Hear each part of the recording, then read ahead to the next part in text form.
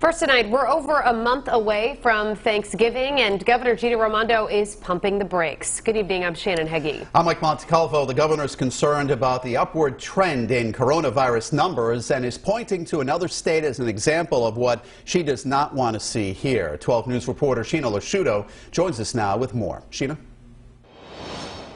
Yeah, the governor says if you're planning on having a Halloween party, cancel it right now. And if you're thinking about traveling for Thanksgiving, maybe don't do it. She said this all at today's press conference.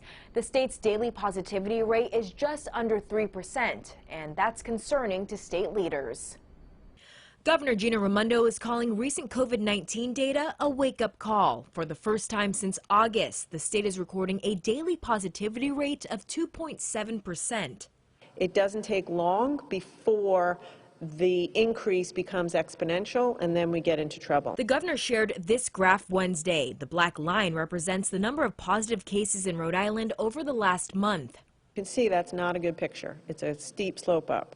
The good news is we're catching it in time, and it's in our power to put a lid on it so that we don't become like Wisconsin or some of these states in the upper Midwest. We have plenty of time to fix this.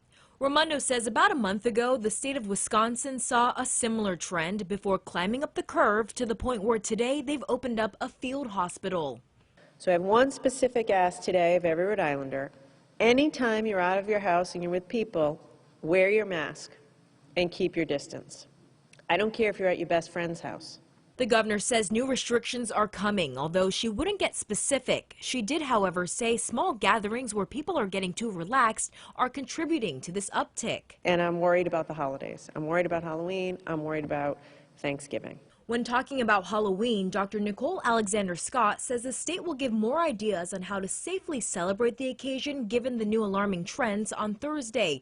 When asked if trick-or-treating is still on, she would only say this. We'll be back tomorrow with more details. Again, the governor's second press briefing of the week will be on Thursday at 1 p.m. That's where she says she'll be announcing new restrictions. I'm Shiina LoSciuto, 12 News.